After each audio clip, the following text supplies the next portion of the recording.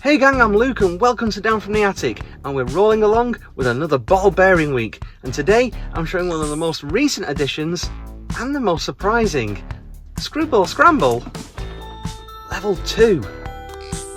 Let's get this thing down and have a look at it. Yeah, Screwball Scramble Level 2, this really surprised me. I said in my review of the original during the last ball bearing week that Screwball Scramble came out in 1979. And this game came out last year. It seems bizarre that they'd make a new one 41 years after the fact, but hey, I'm not complaining at all. Take the Maze Mastering Challenge to the next level. And they're not messing around with this, because if you thought the first one was tricky, oh man, you are in for a world of hurt with this. Once again, you have a bank of controls at the bottom of the board, and thankfully, no batteries again here. And there's some new mechanisms here from the first, and it's really impressive that they've devised new challenges and obstacles and kept it battery free. Top marks, told me. Setup: add this cone to the back of the board here, add this ramp here, the ball bearing at the start of the maze, and we're good to go. First challenge are these steps, and these are surprisingly tough to navigate. Your timing needs to be perfect with this, because linger too long and you'll slip through the gap and fall off. We're on the first segment and we're already messing up, folks. How well do you think I'm going to do with the rest of it? Make it past the steps and you're into the half pipe, with the ball rolling back and forth. And again, your reactions need to be razor sharp here, because the maze wheel needs to be in the correct position. And if you're not, yup, another spot to fail here. Once in the maze wheel, you'll need to navigate the ball through the maze to the hole at the back, which allows it to roll alongside and under the wheel.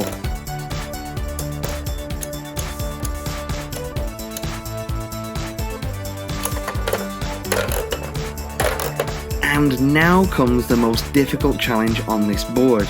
Possibly the most difficult of any ball bearing game I have ever played, the corkscrew. Because this is tough. This is really, really tough. You need to have the ball bearing rest in the lip of the screw, but also the lip of the base on the board. And it's not a matter of being quick here. No. You're setting yourself up for a fall there. Even going slow, it'll teeter off its perch and back to the start you go.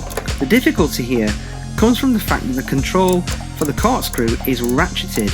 It clicks as you turn. And I'm sure Tommy added this to make it more difficult. The trick here is to gently rock back and forth on the control, but more forth than back. You're wanting it to move forward. With some extreme care, you'll be deposited onto the next obstacle, the jumping steps. And it's really easy to overshoot here. You need to jump the corkscrew to the other side.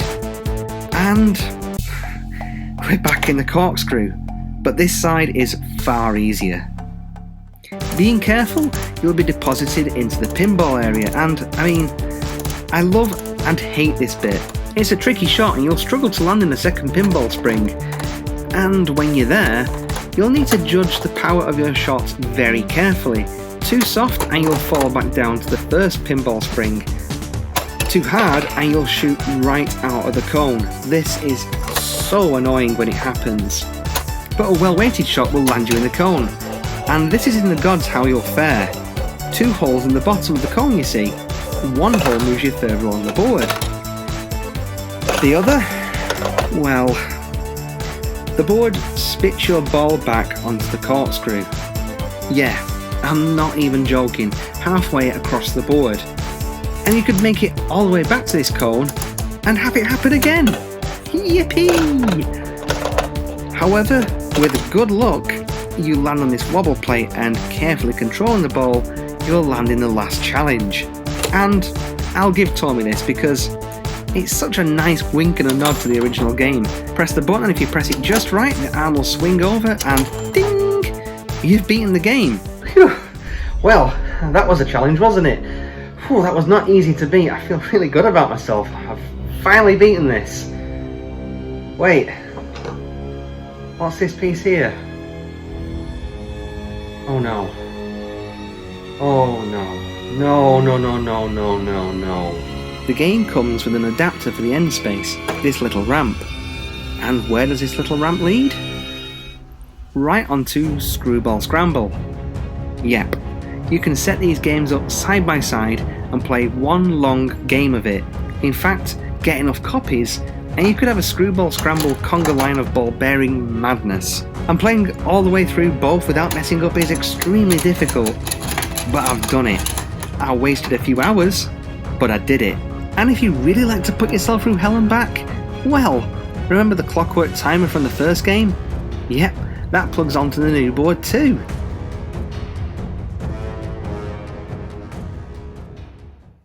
Jokes aside, what an overwhelmingly pleasant surprise it is to find out this thing even exists.